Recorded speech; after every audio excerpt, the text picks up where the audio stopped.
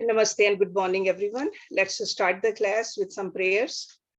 Om Guru Brahma, Guru Vishnu, Guru Devo Maheshwaraha, Guru Sakshat Parbrahma, Tasmai Shri Guruve Namaha. Om Bhu Bhavaswaha, Tatsavitra Vareneyam, Bhargo Devasya Dhimahi, Dhiyo Yo Nah Prachodayat. तो मा सद्गम्या तमसो मा ज्योतिर्गम्या मृत्योर्मा अमृतं गम्या ओम सहना भवतु सहनो भुनक्तु सवीर्यं करवावहै तेजस्विनावधीतमस्तु मा विद्विषावहै ओम शांति शांति Shanti Om. So Mondays we read from Shiv Purana, and this is the last adhyaya of this section, which is called Videshwa Samhita. सूत जी कहते हैं, महाप्राज्ञ महामते शिव रूप शौनक, अब मैं संक्षेप से रुद्राक्ष का महात्म्य बता रहा हूं. सुनो, रुद्राक्ष शिव को बहुत ही प्रिय है. And we are all familiar with रुद्राक्ष. इसे परम पावन समझना चाहिए. रुद्राक्ष के दर्शन से, स्पर्श से तथा उस पर जप करने से वह समस्त पापों का अपहरण करने वाला माना गया है. मुने, पूर्व काल में परमात्मा शिव ने समस्त लोकों का उपकार करने के लिए देवी पार्वती के सामने रुद्राक्ष की महिमा का वर्णन किया था. भगवान शिव बोले, महेश्वरी शिवे, मैं तुम्हारे प्रेम वश भक्तों के हित की कामना से रुद्राक्ष की महिमा का वर्णन करता हूँ. सुनो. महेशानी, पूर्व काल की बात है, मैं मन को संयम में रखकर हजारों दिव्य वर्षों तक घोर तपस्या में लगा रहा. एक दिन सहसा मेरा मन क्षुब्ध हो उठा. परमेश्वरी, मैं संपूर्ण लोकों का उपकार करने वाला स्वतंत्र परमेश्वर हूँ.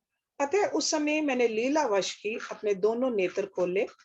खोलते ही मेरे मनोहर नेत्र पुटों से कुछ जल की बूंदें गिरी.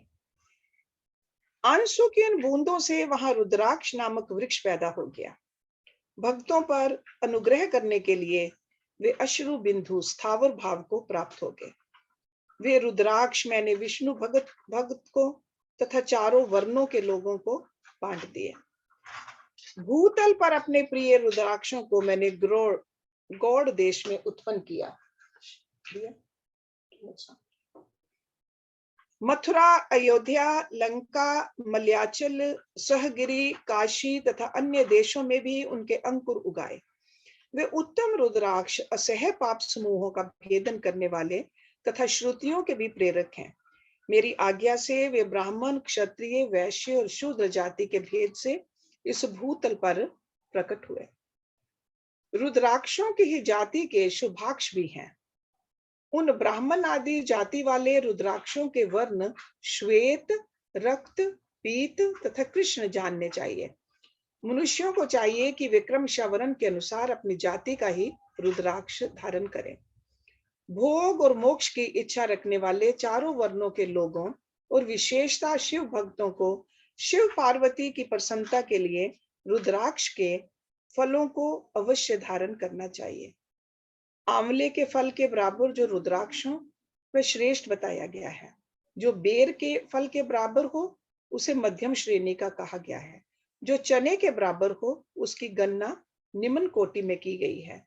अब इसकी उत्तमता को परखने की ये दूसरी उत्तम प्रक्रिया बताई जाती है. इसे बताने का उद्देश्य है भक्तों की हित कामना. पार्वती, तुम भली भांति प्रेम पूर्वक इस विषय को सुनो. महेश्वरी, जो रुद्राक्ष बेर के फल के बराबर होता है वह उतना छोटा होने पर भी लोक में उत्तम फल देने वाला तथा सुख सौभाग्य की वृद्धि करने वाला होता है. जो रुद्राक्ष आंवले के फल के बराबर होता है वह समस्त अरिष्टों का विनाश करने वाला होता है तथा जो गुंजा फल के समान बहुत छोटा होता है वह संपूर्ण मनोरथों और फलों की सिद्धि करने वाला है.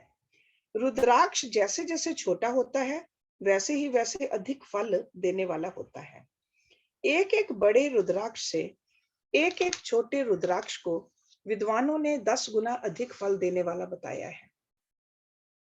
पापों का नाश करने के लिए रुद्राक्ष धारण आवश्यक बताया गया है। वह निश्चय ही संपूर्ण अभीष्ट मनोरथों का साधक है, अतः अवश्य ही उसे धारण करना चाहिए। परमेश्वरी लोक में मंगल में रुद्राक्ष जैसा फल देने वाला देखा जाता है, वैसी फलदायिनी दूसरी कोई माला नहीं दिखाई देती। देवी समान आकार प्रकार वाले चिकने मजबूत स्थूल कंटक युक्त उभरे हुए छोटे छोटे दानों वाले और सुंदर रुद्राक्ष अभिलषित पदार्थों के दाता तथा सदैव भोग और मोक्ष देने वाले हैं। जिसे कीड़ों ने दूषित कर दिया हो, जो टूटा फूटा हो, जिसमें उभरे हुए दाने ना हो, जो व्रण युक्त हो तथा जो पूरा पूरा गोल ना हो, इन 5 प्रकार के रुद्राक्षों को त्याग देना चाहिए। जिस रुद्राक्ष में अपने आप ही डोरा पिरोने के योग्य छिद्र हो गया हो, वही यहाँ उत्तम माना गया है। जिसमें मनुष्य के प्रयत्न से छेद किया गया हो, वह मध्यम श्रेणी का होता है। रुद्राक्ष धारण बड़े बड़े पातकों का नाश करने वाला है। इस जगत में 1100 रुद्राक्ष धारण करके मनुष्य जिस फल को पाता है, उसका वर्णन सैकड़ों वर्षों में भी नहीं किया जा सकता। भक्तिमान पुरुष 550 रुद्राक्ष के दानों का सुंदर मुकुट बना ले और उसे सिर पर धारण करे। 360 दानों को लंबे सूत्र में पिरोकर एक हार बना ले। वैसे वैसे 3 हार बनाकर भक्ति परायण पुरुष उनका यज्ञोपवीत तैयार करे और उसे यथास्थान धारण करे। इसके बाद किस अंग में कितने रुद्राक्ष धारण करने चाहिए, ये बताकर सूत जी बोले, महर्षियों, सिर पर ईशान मंत्र से, कान में तत्पुरुष मंत्र से तथा गले और हृदय में अघोर मंत्र से रुद्राक्ष धारण करना चाहिए। विद्वान पुरुष दोनों हाथों में अघोर बीज मंत्र से रुद्राक्ष धारण करें। उदर पर वामदेव मंत्र से 15 रुद्राक्षों द्वारा गुंथी हुई माला धारण करे अथवा अंगों सहित प्रणव का 5 बार जप करके रुद्राक्ष की 3, 5 या 7 मालाएं धारण करें अथवा मूल मंत्र नमः शिवाय से ही समस्त रुद्राक्षों को धारण करें।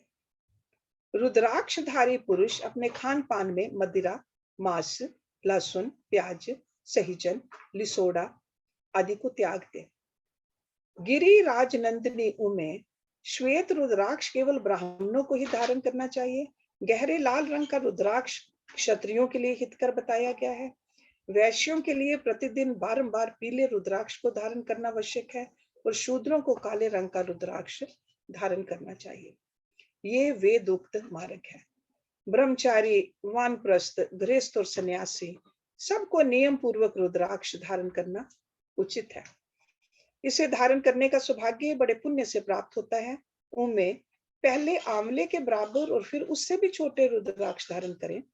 जो रोगी हो, जिनमें दाने ना हो, जिन्हें कीड़ों ने खा लिया हो, जिनमें पिरोए योग्य छेद ना हो, ऐसे रुद्राक्ष मंगल आकांक्षी पुरुषों को नहीं धारण करने चाहिए। रुद्राक्ष मेरा मंगल में लिंग विग्रह है। वह अंततोगत्वः चने के बराबर लघुतर होता है। सूक्ष्म रुद्राक्ष को ही सदा प्रशस्त माना गया है। सभी आश्रमों, समस्त वर्णों, स्त्रियों और शूद्रों को भी भगवान शिव की आज्ञा के अनुसार सदैव रुद्राक्ष धारण करना चाहिए। यतियों के लिए प्रणव के उच्चारण पूर्वक रुद्राक्ष धारण का विधान है। जिसके ललाट में त्रिपुंड लगा हो और सभी अंग रुद्राक्ष से विभूषित हो तथा जो मृत्युंजय मंत्र का जप कर रहा हो, उसका दर्शन करने से साक्षात रुद्र के दर्शन का फल प्राप्त होता है। पार्वती, रुद्राक्ष अनेक प्रकार के बताए गए हैं। मैं उनके भेदों का वर्णन करता हूँ।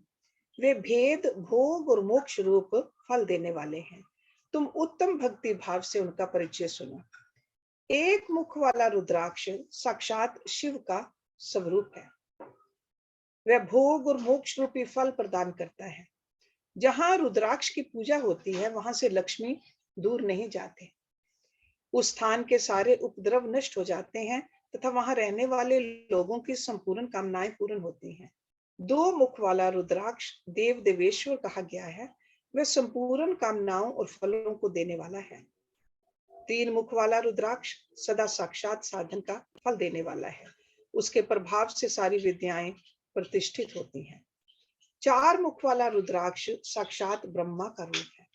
वह दर्शन और स्पर्श से शीघ्र ही धर्म, अर्थ, काम और मोक्ष, इन चारों पुरुषार्थों को देने वाला है।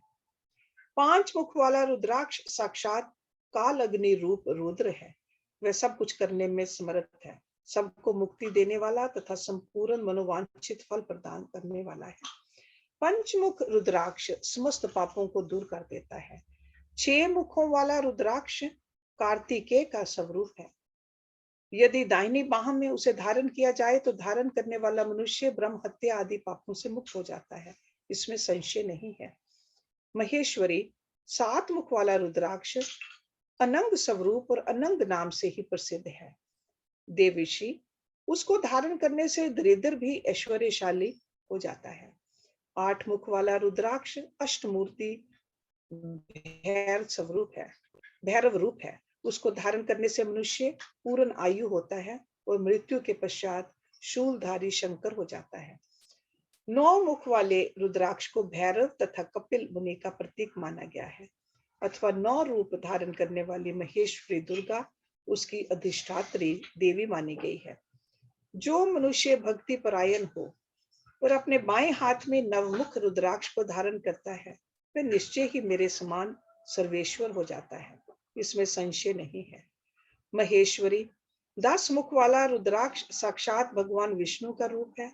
देवेशी उसको धारण करने से मनुष्य की संपूर्ण कामनाएं पूर्ण हो जाती हैं।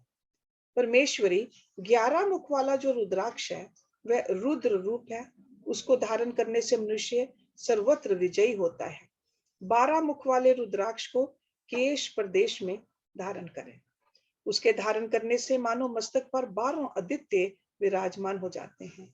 13 मुख वाला रुद्राक्ष विश्व देवों का स्वरूप है। उसको धारण करके मनुष्य संपूर्ण अभीष्टों को पाता तथा सौभाग्य और मंगल लाभ करता है। 14 मुख वाला जो रुद्राक्ष है वह परम शिव रूप है। उसे भक्ति पूर्वक मस्तक पर धारण करे, इससे समस्त पापों का नाश हो जाता है। गिरि राजकुमारी इस प्रकार मुखों के भेद से रुद्राक्ष के 14 भेद बताए गए। अब तुम क्रमशः उन रुद्राक्षों के धारण करने के मंत्रों को प्रसन्नता पूर्वक सुनो। So there are 14 mantra, starts with Om Hani Namaha, Om Namaha, Om Kalim Namaha, Om Hnim Namaha, Om Hnim Namaha, Om Him Hum Namaha, Om Hum Namaha, Om Hum Namaha, Om Hnim Hum Namaha, Om Hnim Namaha, Om Hnim Hum Namaha, Om Krom Kshom Rom Namaha, Om Hanim Namaha, and 14th is Om Namaha. इन 14 मंत्रों द्वारा क्रमशः 1 से लेकर 14 मुख वाले रुद्राक्ष को धारण करने का विधान है। साधक को चाहिए कि वह निद्रा और आलस्य का त्याग करके श्रद्धा भक्ति से संपन्न हो। संपूर्ण मनोरथों की सिद्धि के लिए उक्त मंत्रों द्वारा उन रुद्राक्षों को धारण करें। रुद्राक्ष की माला धारण करने वाले पुरुष को देखकर भूत प्रेत पिशाच डागनी शाकिनी तथा जो अन्य द्रोहकारी राक्षस आदि हैं वे सब के सब दूर भाग जाते हैं। जो कृत्रिम अभिचार आदि प्रयुक्त होते हैं वे सब रुद्राक्षधारी को देखकर सशंक हो दूर खिसक जाते हैं। पार्वती रुद्राक्ष मालाधारी पुरुष को देखकर मैं शिव, भगवान विष्णु, देवी दुर्गा, गणेश, सूर्य तथा अन्य देवता भी प्रसन्न हो जाते हैं। महेश्वरी इस प्रकार रुद्राक्ष की महिमा को जानकर धर्म की वृद्धि के लिए भक्ति पूर्वक पूर्वोक्त मंत्रों द्वारा विधिवत उसे धारण करना चाहिए। मुनीश्वर भगवान शिव ने देवी पार्वती के सामने जो कुछ कहा था वह सब तुम्हारे प्रश्न के अनुसार मैंने क्या सुनाया। मुनीश्वरों, मैंने तुम्हारे समक्ष इस विदेश्वर संहिता का वर्णन किया है। ये संहिता संपूर्ण सिद्धियों को देने वाली तथा भगवान शिव की आज्ञा से नित्य मोक्ष प्रदान करने वाली है। So this is the end of this Samhita. Now the Pratham Khand is the next, okay, which is called Rudra Samhita. Can I ask a question now? Sure, Can I Naina. ask a question? Sure. तो ये जो इसमें मुख की बातें बताई है ना, एक मुख, दो मुख, हमने जनरली जो रुद्राक्ष देखा है उसमें तो पिरोया हुआ देखा है या एक सिंगल देखा है, तो ये कैसे मुख की बातें कर रहे हैं, मुझे नहीं समझ आया वो। Does anybody know? ये कैसे? दो मुख क्योंकि वाले, दो ही तीन मुख पिरोवे वाले, होते हैं चार ना। मुख वाले।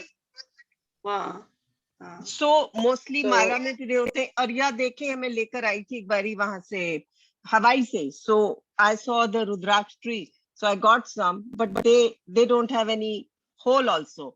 So what are those holes? I don't know. I have never seen it either with many Okay. mukhs. So they must be very rare. Okay. Harshi, So वो ऐसे हर्षी, हाँ? हम वहाँ गए थे ना कैलाश, तो नेपाल में दुकानों में बहुत मिलते हैं, तो उन्होंने हाँ बहुत ज्यादा बिजनेस है इसका। So how do they look? Can somebody?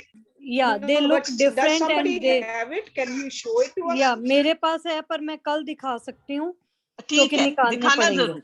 हाँ हाँ नहीं, ठीक है। दिखाना जरूर, बिकॉज इसमें Okay. तो बहुत ज्यादा वर्णन किया है ना हर एक मुख का, तो वो you know I would like सारे ही डिफरेंट डिफरेंट मुख के होते हैं, तो उनकी Okay. शेप बताती है मुख कहाँ पे है। ओके। हाँ Okay. और इसका So That's hole maybe show it to us. या Yeah. एंड जो बिना होल Okay. के होते हैं So वो ज्यादा show it to पवित्र us. होते हैं, जो बिना होल के होते हैं वो क्या? ज्यादा पवित्र होते हैं, और जिनमें वो तो होल खुद करा होता है वो थोड़े से कम पवित्र होते हैं। हाँ, क्योंकि माला तो पिराते हैं तो वो खुद ही करते हाँ, हैं ना, और खुद ही जो करते जिसमें हैं। मुख, जिसमें छेद नहीं होते वो तो नीचे जैसे पेड़ के नीचे पड़े हुए मिलते हैं। हम हाँ। लोग लाए थे, उसमें छेद नहीं है। हाँ वो बड़े अच्छे हैं, वो अगर हो सके तो एक मेरे को देना। ओके ओके, आई सी, या श्योर। ठीक है, चलो मैं कल दिखाऊंगी। थैंक्स, या thank you Harsh ji. Okay. Okay. It was very हर्षी एक इंटरेस्टिंग। Second, Okay. All ये right. जो So हर्षी हर्ष जी, हाँ, ये जो मंत्र आए थे Okay. ये पढ़े थे आपने? Yes. अच्छा Yes, Neeru. जी, ये जो मंत्र आए थे बीच में ये पढ़े थे आपने? पढ़े थे मतलब? पढ़ के सुनाए अभी थे ये हाँ, क्लास में? अभी तो पढ़े, अभी अच्छा तो पढ़े। मेरे मिस हो गए, Yeah. मेरा कनेक्शन वीक हो गया था। हाँ अभी पढ़े चलो मैं उन्होंने। बाद में पूछूंगी फिर। हाँ ओके।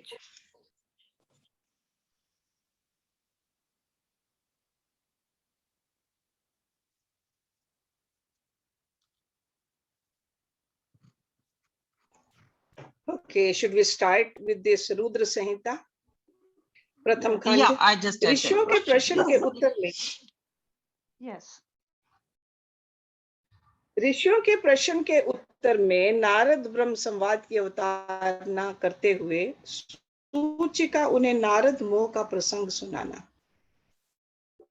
काम विजय के गर्व से युक्त हुए नारद का शिव, ब्रह्मा तथा विष्णु के पास जाकर अपने तप का प्रभाव बताना। जो विश्व की उत्पत्ति, स्थिति और लय आदि के एकमात्र कारण हैं। गौरी गिरी राजकुमारी उमा के पति हैं, तत्वज्ञ हैं, जिनकी कीर्ति का कहीं अंत नहीं है, जो माया के आश्रय होकर भी उससे अत्यंत दूर हैं, तथा स्वरूप अचिंत्य है। उन विमल बोध स्वरूप भगवान शिव को मैं प्रणाम करता हूँ। मैं स्वभाव से ही उन अनादि शांत स्वरूप एकमात्र पुरुषोत्तम शिव की वंदना करता हूँ, जो अपनी माया से इस संपूर्ण विश्व की सृष्टि करके आकाश की भांति इसके भीतर और बाहर भी स्थित है। जैसे लोहा चुंबक से आकृष्ट होकर उसके पास ही लटका रहता है, उसी प्रकार ये सारे जगत सदा सब ओर जिसके आसपास ही भ्रमण करते हैं, जिन्होंने अपने से ही इस प्रपंच को रचने की विधि बताई थी, जो सबके भीतर अंतर्यामी रूप से विराजमान है तथा जिनका अपना स्वरूप अत्यंत गूढ़ है, उन भगवान शिव की मैं सादर वंदना करता हूँ। So this is like a vandana or a prayer before we start this प्रथम खंड। व्यास जी कहते हैं, जगत के पिता भगवान शिव जगन माता कल्याण में पार्वती तथा उनके पुत्र गणेश जी को नमस्कार करके हम इस पुराण का वर्णन करते हैं। एक समय की बात है, नैमिषारण्य में निवास करने वाले शौनक आदि सभी मुनियों ने उत्तम भक्ति भाव के साथ सूत जी से पूछा।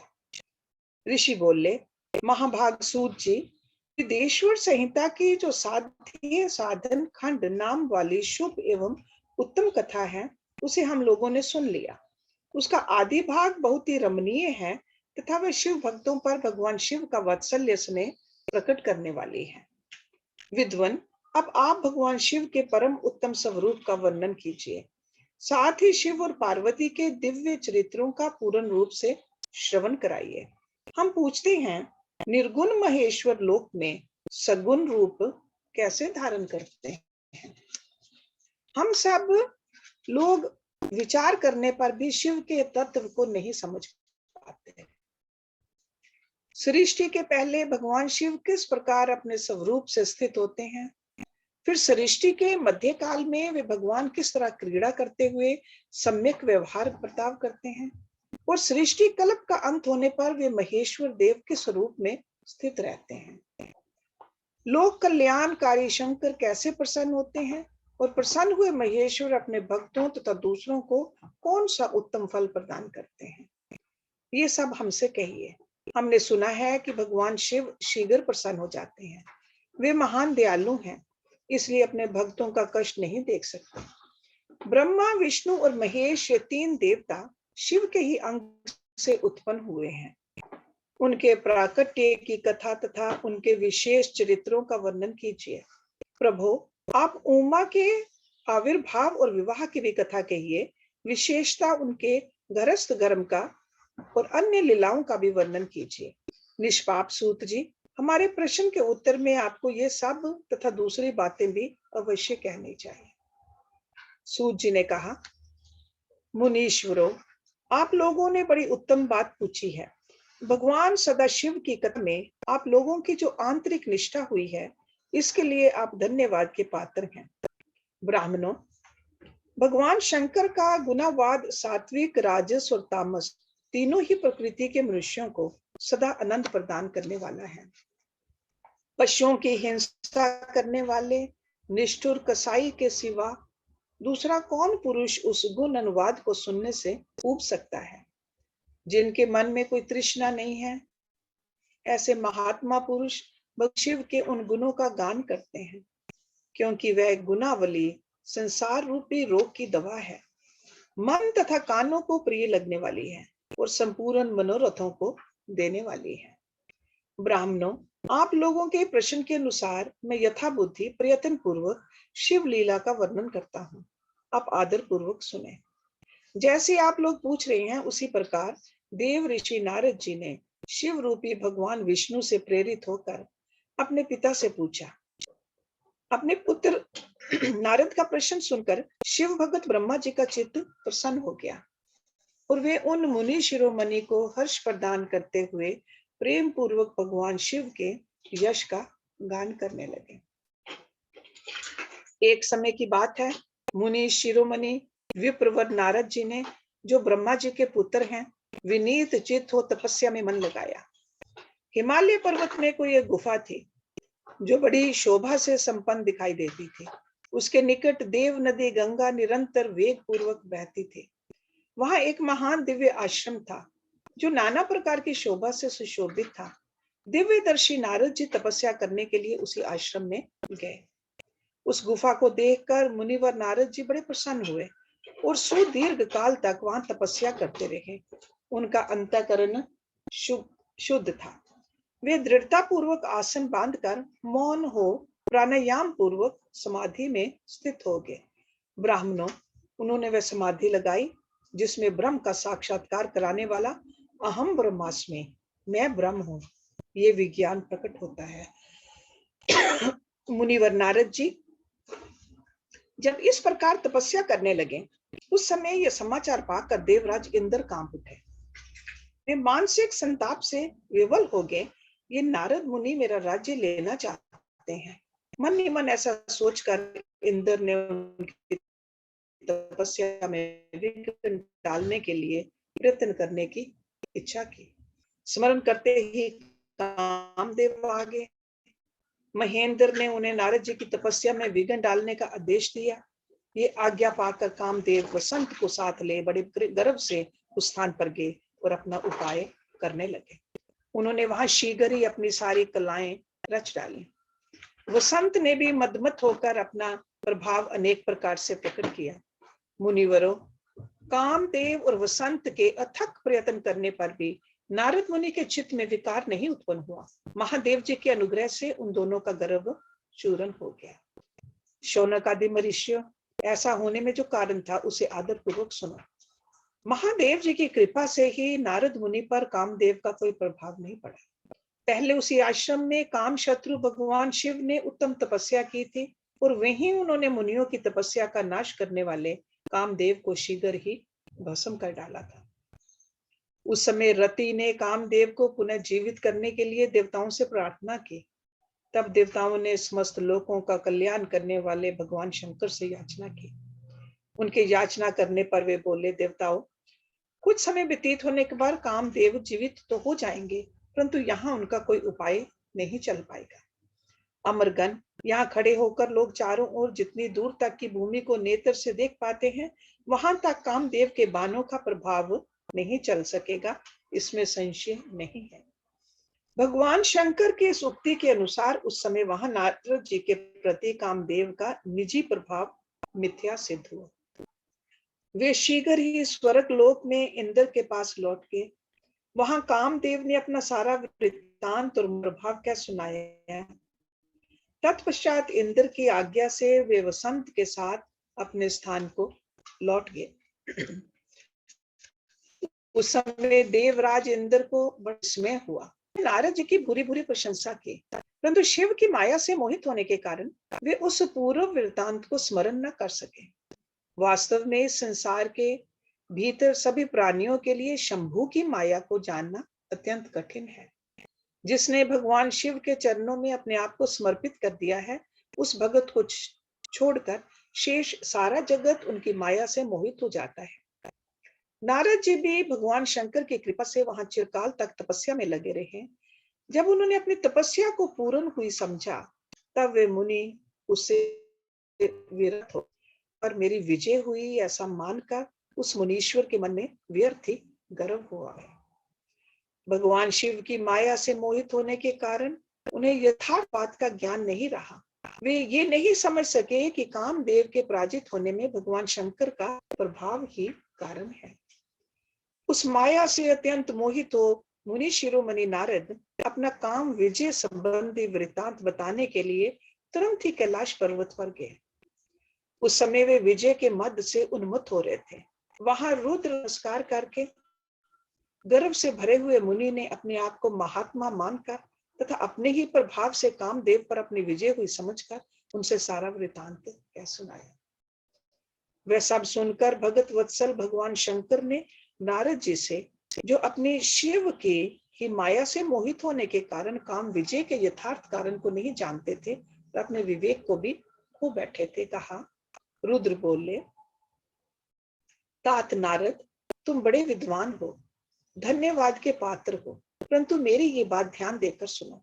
अब से फिर कभी ऐसी बात कहीं भी ना कहना, विशेषता भगवान विष्णु के सामने इसकी चर्चा कदापि न करना।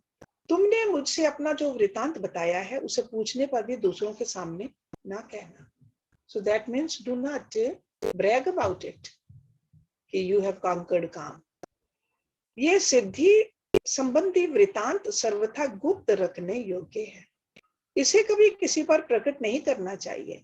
तुम मुझे विशेष प्रिय हो, इसलिए अधिक जोर देकर मैं तुम्हें ये शिक्षा देता हूँ और इसे ना कहने की आज्ञा देता हूँ, क्योंकि तुम भगवान विष्णु के भगत हो तो उनके भगत होते हुए ही मेरे अत्यंत अनुगामी हो।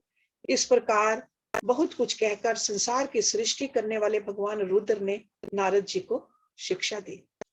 अपने वृतांत को गुप्त रखने के लिए उन्हें समझाया बुझाया, परंतु वे तो शिव की माया से मोहित थे, इसलिए उन्होंने उनकी दी हुई शिक्षा को अपने लिए हितकर नहीं माना। तदंतर मुनि शिरोमणि नारद ब्रह्मलोक में गए। वहां ब्रह्मा जी को नमस्कार करके उन्होंने कहा, पिताजी, मैंने अपने तपोबल से कामदेव को जीत लिया है। उनकी ये बात सुनकर ब्रह्मा जी ने भगवान शिव के चरणार विंदों का चिंतन किया और सारा कारण जानकर अपने पुत्र को ये सब कहने से मना किया। परंतु नारद जी शिव की माया से मोहित थे, अतएव उनके चित्त में मद का अंकुर जम गया था, उनकी बुद्धि मारी गई थी। इसलिए नारद जी अपना सारा वृत्तांत भगवान विष्णु के सामने कहने के लिए वहां से शीघ्र ही विष्णु लोक में गए। नारद मुनि को आते देख भगवान विष्णु बड़े आदर से उठे और शीघ्र ही आगे बढ़कर उन्होंने मुनि को हृदय से लगा लिया। मुनि के आगमन का क्या हेतु है इसका उन्हें पहले से ही पता था। नारद जी को अपने आसन पर बिठाकर भगवान शिव के चरणार विंदों का चिंतन करके श्री हरि ने उनसे पूछा।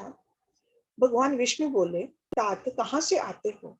यहाँ किस लिए तुम्हारा आगमन हुआ है? मुनि श्रेष्ठ, तुम धन्य हो, तुम्हारे शुभ आगमन से मैं पवित्र हो गया। भगवान विष्णु का ये वचन सुनकर गर्व से भरे हुए नारद मुनि ने मद से मोहित होकर अपना सारा वृतांत बड़े अभिमान के साथ क्या सुनाया। नारद मुनि का वह अहंकार युक्त वचन सुनकर मन ही मन भगवान विष्णु ने उनकी काम विजय के यथार्थ कारण को पूर्ण रूप से जान लिया। तत्पश्चात श्री विष्णु बोले, मुनि श्रेष्ठ, तुम धन्य हो, तपस्या के तुम भंडार ही हो, तुम्हारा हृदय भी बड़ा उदार है। मुने, जिसके भीतर भक्ति ज्ञान और वैराग्य नहीं होते, उसी के मन में समस्त दुखों को देने वाले काम मोह आदि विकार शीघ्र उत्पन्न होते हैं। तुम तो नैष्ठिक ब्रह्मचारी हो और सदा ज्ञान वैराग्य से युक्त रहते हो, फिर तुम में काम विकार कैसे आ सकता है? तुम तो जन्म से ही निर्विकार तथा शुद्ध बुद्धि वाले हो। श्री हरि की कही हुई ऐसी बहुत सी बातें सुनकर मुनि शिरोमणि नारद जोर जोर से हंसने लगे और मन ही मन भगवान को प्रणाम करके इस प्रकार बोले। नारद जी ने कहा, स्वामिन, जब मुझ पर आपकी कृपा है तब बेचारा कामदेव अपना क्या प्रभाव दिखा सकता है? ऐसा कहकर भगवान के चरणों में मस्तक झुकाकर इच्छा अनुसार विचरने वाले नारद मुनि वहां से चले गए। माया निर्मित नगर में शील निधि की कन्या पर मोहित हुए नारद जी का भगवान विष्णु से उनका रूप मांगना, भगवान का अपने रूप के साथ उन्हें वानर का समूह देना, कन्या का भगवान को वर्ण करना और कुपित हुए नारद का शिव गणों को शाप देना। So this episode we saw it in Bhagavad Puran also. So let's read in this Shiv Puran also. सूची कहते हैं, मरीषियों, जब नारद मुनि इच्छा अनुसार वहां से चले गए तब भगवान शिव की इच्छा से माया विशारद श्री हरि ने तत्काल अपनी माया प्रकट की। उन्होंने मुनि के मार्ग में एक विशाल नगर की रचना की जिसका विस्तार 100 योजन था। वह अद्भुत नगर बड़ा ही मनोहर था। भगवान ने उसे अपने वैकुंठ लोक से भी अधिक रमणीय बनाया था। नाना प्रकार की वस्तुएं उस नगर की शोभा बढ़ाती थी। वहां स्त्रियों और पुरुषों के लिए बहुत से विहार स्थल थे। वे श्रेष्ठ नगर चारों वर्णों के लोगों से भरा था। वहां शील निधि नामक ऐश्वर्यशाली राजा राज्य करते थे। वे अपनी पुत्री का स्वयंवर करने के लिए उद्यत थे, अतः उन्होंने महान उत्सव का आयोजन किया था। उनकी कन्या का वर्ण करने के लिए उत्सुक हो चारों दिशाओं से बहुत से राजकुमार पधारे थे, जो नाना प्रकार की वेशभूषा तथा सुंदर शोभा से प्रकाशित हो रहे थे। उन राजकुमारों से वह नगर भरा पूरा दिखाई देता था। ऐसे सुंदर राजनगर को देख नारद जी मोहित हो गए। वे राजा शील निधि के द्वार पर गए। मुनि शिरोमणि नारद को आया देख महाराज शील निधि ने श्रेष्ठ रत्न में सिंहासन पर बिठाकर उनका पूजन किया। तत्पश्चात अपनी सुंदरी कन्या को, जिसका नाम श्रीमती था, बुलवाया और उससे नारद जी के चरणों में प्रणाम करवाया। उस कन्या को देखकर नारद मुनि चकित हो गए और बोले, राजन, ये देव कन्या के समान सुंदरी महाभागा कन्या कौन है? उनकी ये बात सुनकर राजा ने हाथ जोड़कर कहा, मुने, ये मेरी पुत्री है, इसका नाम श्रीमती है। अब इसके विवाह का समय आ गया है। यह अपने लिए सुंदर वर चुनने के लिए निमित्त स्वयंवर में जाने वाली है। इसमें सब प्रकार के शुभ लक्षित होते हैं। महर्षि, आप इसका भाग्य बताइए। राजा के इस प्रकार पूछने पर काम से विह्वल हुए मुनि श्रेष्ठ नारद उस कन्या को प्राप्त करने की इच्छा मन में लिए राजा को संबोधित करके बोले, भूपाल, आपकी ये पुत्री समस्त शुभ लक्षणों से संपन्न है, परम सौभाग्यवती है। अपने महान भाग्य के कारण ये धन्य है और साक्षात लक्ष्मी की भांति समस्त गुणों की आगार है। इसका भावी पति निश्चय ही भगवान शंकर के समान वैभवशाली, सर्वेश्वर, किसी से पराजित न होने वाला, वीर, काम विजयी तथा संपूर्ण देवताओं में श्रेष्ठ होगा। राजा विदा ले इच्छा अनुसार विचरने वाले नारद मुनि वहां से चल दिए। वे काम के वशीभूत, शिव की माया ने उन्हें विशेष मोह में डाल दिया था। वे मुनि मन ही मन सोचने लगे कि मैं इस राजकुमारी को कैसे प्राप्त करूं। स्वयंवर में आए हुए नरेशों में से सबको छोड़कर ये एकमात्र मेरा ही वरण करे, ये कैसे संभव हो सकता है। समस्त नारियों को सौंदर्य सर्वथा प्रिय होता है। सौंदर्य को देखकर ही वह प्रसन्नता पूर्वक मेरे अधीन हो सकती है, इसमें संशय नहीं है। ऐसा विचार कर काम से विवल मुनिवर नारद भगवान विष्णु का रूप ग्रहण करने के लिए तत्काल उनके लोक में जा पहुंचे। वहां भगवान विष्णु को प्रणाम करके वे इस प्रकार बोले, भगवान, मैं एकांत में आपसे अपना सारा वृतांत कहूंगा। तब बहुत अच्छा कहकर लक्ष्मीपति श्री हरि नारद जी के साथ एकांत में जा बैठे और बोले, मुने, अब आप अपनी बात कहिए। तब नारद जी ने कहा, भगवान, आपके भगत जो राजा शील निधि हैं, वे सदा धर्म पालन में तत्पर रहते हैं। उनकी एक विशाल लोचना कन्या है जो बहुत ही सुंदरी है, उसका नाम श्रीमती है। वह विश्व मोहिनी के रूप में विख्यात है और तीनों लोकों में सबसे अधिक सुंदरी है। प्रभु, आज मैं शीघ्र ही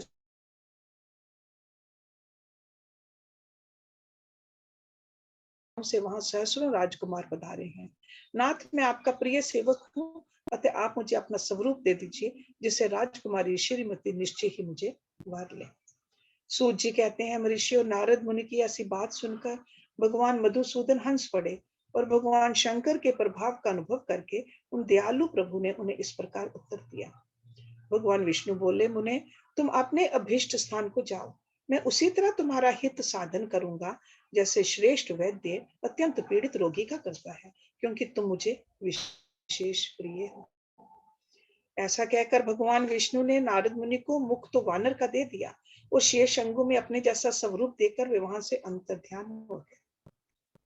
भगवान के पूर्व बात सुनकर उनका मनोहर रूप प्राप्त हो गया समझकर नारद मुनि को बड़ा हर्ष हुआ।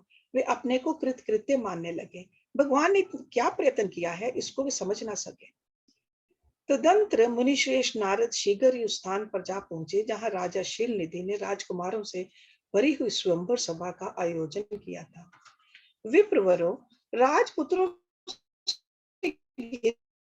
हुई वह दिव्य स्वयंवर सभा दूसरी इंद्र सभा के समान अत्यंत सोचने लगे कि मैं भगवान विष्णु के समान रूप धारण किए हुए हूँ, अतः वह राजकुमारी अवश्य मेरा ही वरण करेगी, दूसरे का नहीं। मुनि श्रेष्ठ नारद को यह ज्ञात नहीं था कि मेरा मुंह कितना कुरूप है। उस सभा में बैठे हुए सब मनुष्यों ने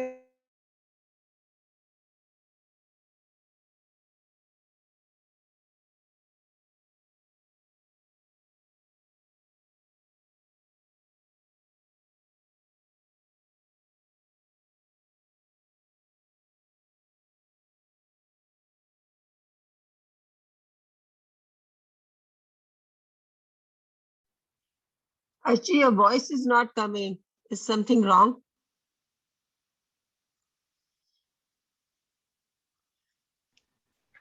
Yeah, there was a little glitch in the computer. Okay. So can you hear me now? That's what. Yeah, now we can hear you. So we missed little bit. Yeah. Good. Okay. वहां नारद जी की रक्षा के लिए भगवान रुद्र के 2 पार्षद आए थे, जो ब्राह्मण का रूप धारण करके गूढ़ भाव से वहां बैठे थे। वे ही नारद जी के रूप परिवर्तन के उत्तम भेद को जानते थे। मुनि को काम वेश से मूड हुआ जान वे दोनों पार्षद उनके निकट के और आपस में बातचीत करते हुए उनकी हंसी उड़ाने लगे। परंतु मुनि तो काम से विवल हो रहे थे, अतः उन्होंने उनकी यथार्थ बात भी अनसुनी कर दी। वे मोहित हो श्रीमती को प्राप्त करने की इच्छा से उसके आगमन की प्रतीक्षा करने लगे। इस स्त्रियों से घिरी हुई अंतःपुर से वहां आई। उसने अपने हाथ में सोने की सुंदर माला ले रखी थी।